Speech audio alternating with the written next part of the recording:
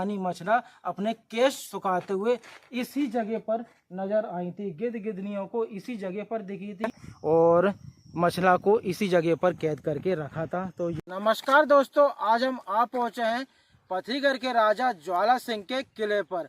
जी हाँ, ये वही किला है जहां आला की पत्नी को ज्वाला सिंह ने देवी माता को सिद्ध करके रातों रात महुआ से उठाकर इसी किले पर कैद कर रखा था। आप मेरे पीछे ऊपर देख रहे हैं, हम यहीं पर ऊपर जाने वाले हैं और ये वही महल है जहाँ पर मछला को कैद कर रखा गया था और यहाँ पर बहुत भयानक युद्ध चला था। जी हाँ, ये वो रणभूमि है जहाँ पर आला उदल और ज्वाला सिंह का युद्ध हुआ था। तो आज हम इस वीडियो में देखने वाले हैं, यहाँ ज्वाला सिंह के पुत्र ने मंत्रों द्वारा आला की सेना को पत्थर का बना दिया था। सैनिकों को पत्थर बनाए थे, वो आज भी यहाँ पर मौजूद हैं और वो हम आपको दिखाने वाले हैं। ये जो सामने आप देख रहे हैं, ये वही सैनिक हैं जो आज भी पत्थर के रूप में पड़े हुए हैं। जब इस रणभूमि में भयानक युद्ध चला तो उदल को पता चला यहाँ पर गुरु अमरा हैं, सिर्फ वही इस जगह को हमारे सैनिकों को वापस पत्थर के रूप में से वापस सैनिक में जीवित कर सकते हैं। तो गुरु अमरा से मदद मांगी कि यहाँ पर जाकर आप हमारे सैनिकों को वापस जिंदा कर दीजिए। तो गुरु अमरा ने कुछ सैनिक जिंदा कर दिए और कुछ आज भी इसी समय पे पत्थर के रूप में पड़े हुए हैं, जो कि आज हम आपको इस रणभूमि में बता रहे हैं।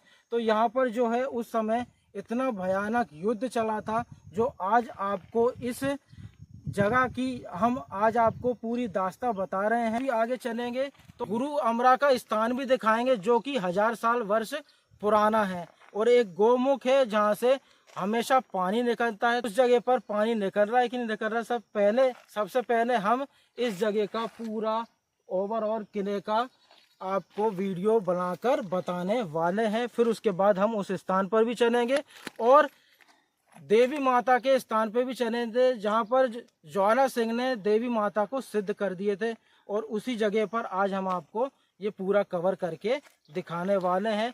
और ये पहला एक ऐसा वीडियो होने वाला है जो कि पूरा इस एरिया को हम आज आपको कवर करके आपके सामने रख रहे हैं। देख रहे हैं, एक ये पत्थर है, ये भी पत्थर है और ये भी पत्थर बने हुए हैं।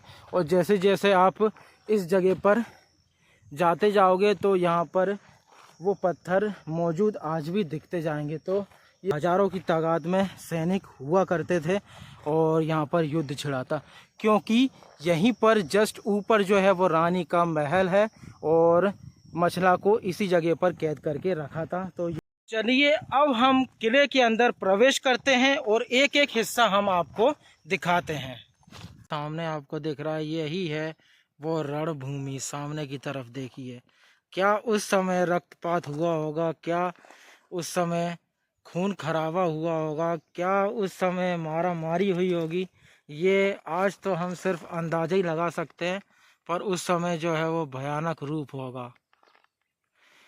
ये जो सामने आप देख रहे हैं, यही वो गेट है और इसी के जस्ट हम ऊपर चलने वाले हैं। ये जो सामने आपको नज़र आ रहा है, ये जो है वो इस किले का दूसरा गेट है। और ये कुछ एरिया जो बना हुआ है, ये सैनिकों के कक्ष बने हुए हैं। यहाँ पर जो है वो सैनिक ठहरते थे, रुका करते थे। ये तो दूसरे गेट से हम जैसे ही इस जगह पर प्रवेश करते हैं, तो ये जो एरिया आप देख रहे हैं, ये उस समय सैनिकों के कक्ष हुआ करते थे और यहीं पर जो है वो सैनिक रहा भी करते थे और किले पर निगरानी भी रखा करते थे। तो ये काफ़ी बड़ा एरिया है और हम जैसे ही जाएंगे, ये जो आप रास्ता देख रहे हैं मेरे पीछे, ये जो रास्ता आप देख रहे हैं, इसी रास्ते से हम और ऊपर की तरफ चढ़ाई चढ़ेंगे। तो अभी हम जो है वो समझो आधी दूर पे आए हैं, आधी दूर हमें और जाना है इसके ऊपर।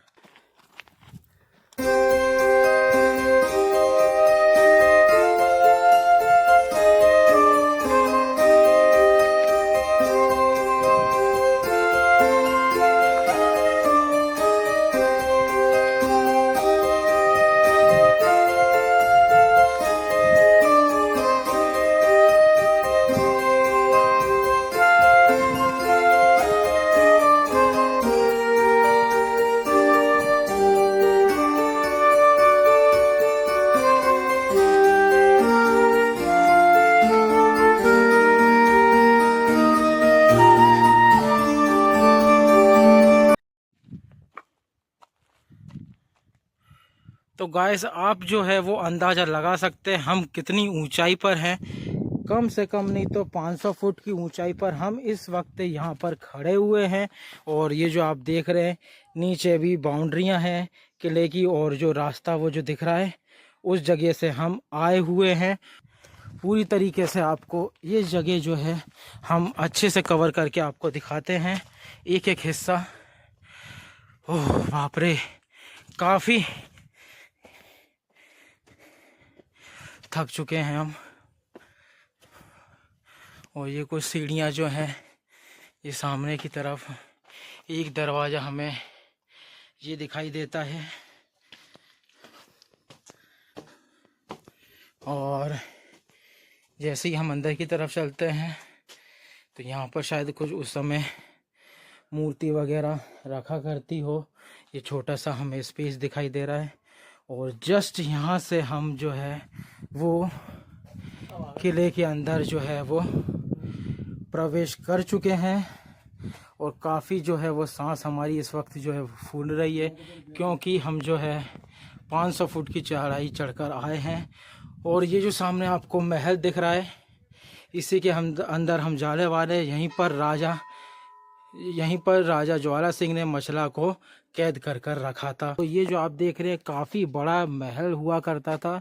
ये जो हिस्सा आप देख रहे हैं यहाँ से लेके ये पूरा यहाँ तक जो है वो इतना बड़ा महल हुआ करता था। अब सिर्फ अवशेष ही बचे हैं जो कि रानी महल कहलाता था। रानी मछला को जिस जगह पर कैद कर रखा था ज्वाला सिंह ने, वो जगह ये है, ये ही जो है रानी महल कहलाता है। और इस जगह पर जो है वो रानी मछला को कैद कर जो रखा था। मेरे आप ऊपर सामने देख रहे हैं इस जगह पर रानी अपने केश सुखाते हुए दिखी थी गिद्ध और गिद्धनी को। उस समय क्या हुआ था, आला उदर ने अपने गुप्तचर भेजे हुए थे पर उनको किसी भी हालत में रानी का पता नहीं लगा। तब आखिरी में गिद्ध और गिद्धनियों को भेजा गया। गिद्ध गिद्धनियों ने सारी जगह ढूंढते हुए आखिरी में उन्होंने गिद्धनी के जो मायके पे जाकर पता लगाने की कोशिश करी। तो यहाँ पर जो है रानी मछला अपने केश सुखाते हुए इसी जगह पर नजर आई थी। गिद्ध गिद्धनियों को इसी जगह पर दिखी थी। और यहीं पर जो है ऊपर पेड़ वगैरह हुआ करते थे तो वहाँ पर गिद्ध बैठे हुए थे और उन्हें केश सुखाते हुए इसी जगह पर जो है वो दिखी थी। तो यहीं पर जो है उस जगह पर हम ऊपर जाकर देखेंगे और फिर उसके बाद आगे चलेंगे राजा ज्वाला सिंह के महल की तरफ। और कुछ बावड़ियाँ भी हैं जहाँ पर रानी मछला नहाने के लिए जाया करती थी, तो वो भी जगह देखेंगे। और यहाँ पर एक बहुत बड़ा विशाल कुआं है, आज वो भी हम इसी जगह पे पता लगा। तो यही जो सामने है वो रानी का महल हुआ करता था। और इसी जगह पर जो है वो केश सुखाने के लिए ऊपर की तरफ आ गई थी रानी मछला। और यहाँ पर जो है वो केश सुखाकर यहीं पर जो है वो बैठी हुई थी। यहाँ पर जो है उस समय पटिया वगैरह लगा करती थी और यहीं पर केश सुखा रही थी। क्या है उस समय काफ़ी ठंडी हवा चलती है तो ऊपर ही केश सुखा रही थी और यहीं पर गिद्ध गिद्धनियों को मालूम चल गया था। और ये जो सामने आप देख रहे हैं ये है वो रणभूमि जहाँ पर आला उदल का युद्ध हुआ था। ये जो सामने आपको देख रहे हैं, ये जो सामने आप देख रहे हैं ये उस समय की बावड़ी हुआ करती थी। यहीं पर जो है रानी मछला नहाने के लिए आया करती थी। ये जो सामने आप देख रहे हैं ये जो है ये चेंजिंग रूम है और इसी जगह पर आकर मछला नहाया करती थी, जो कि काफ़ी बड़ी बावड़ी हमें नज़र आ रही है। और ये जो सामने आप देख रहे हैं ये है सबसे बड़ा कुआं। और ये जो जाने के लिए नीचे रास्ता भी बनाया गया है, ये सामने आप देख रहे हैं ये रास्ता बनाया गया है। अभी जो है वो इस जगह को बंद कर दिया गया है। काफ़ी खुली जगह है, गिरने का खतरा बना रहता है, इस कारण इस जगह को बंद कर दिया गया है। तो ये काफ़ी बड़ा जो है वो कुआं देखने के लिए मिलता है। और यहाँ से जो है वो रस्सी द्वारा भी पानी निकाला करते थे और नीचे जाने के लिए भी रास्ता बनाया गया था।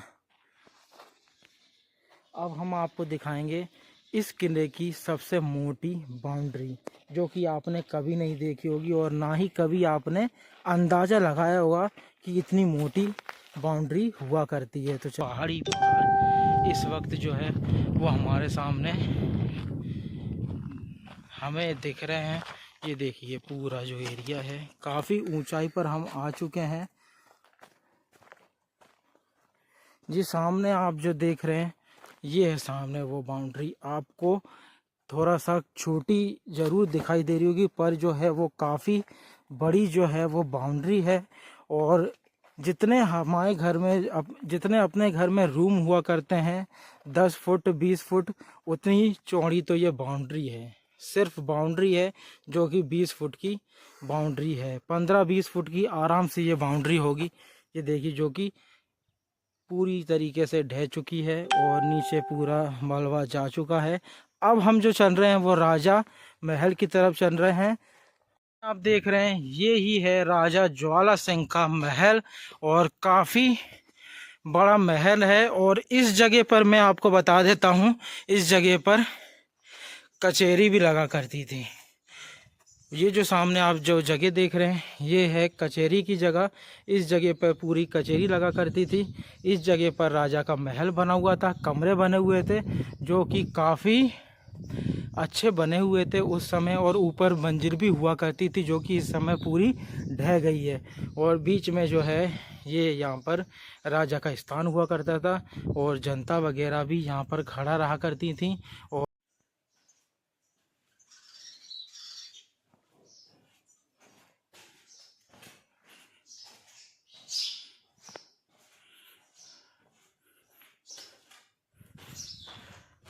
यहाँ अच्छी हवा आ रही।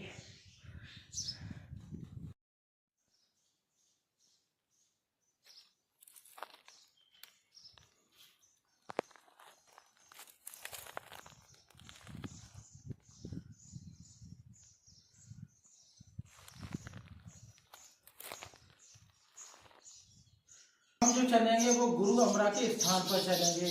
वहाँ पर उनकी समाधि है, आज हम उसी को भी देखेंगे। गुरु अमरा कौन थे?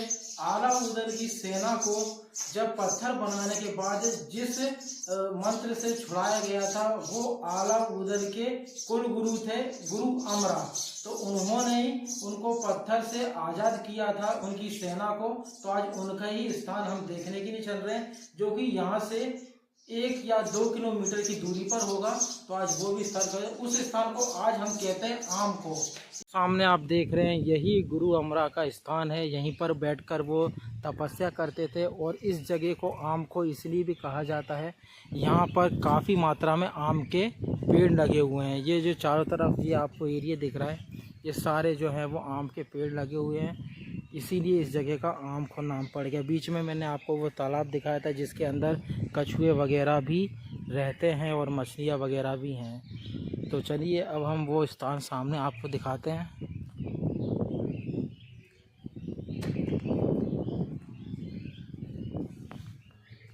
बना दिया गया है। असली जो तपस्या करते थे वो इस गुफा के अंदर करते थे। ये जो आप सामने गुफा देख रहे हैं, इस गुफा में बैठकर जो है वो तपस्या करा करते थे। इसको जो है वो पूरी तरीके से अभी जो है वो बंद कर दी गई है। तो यहाँ पर जो है मलखान आए थे, आला उदल के सेनापति थे, इसी गुफा में आए थे। ये जो है ये बाद में बंद कर दी गई है।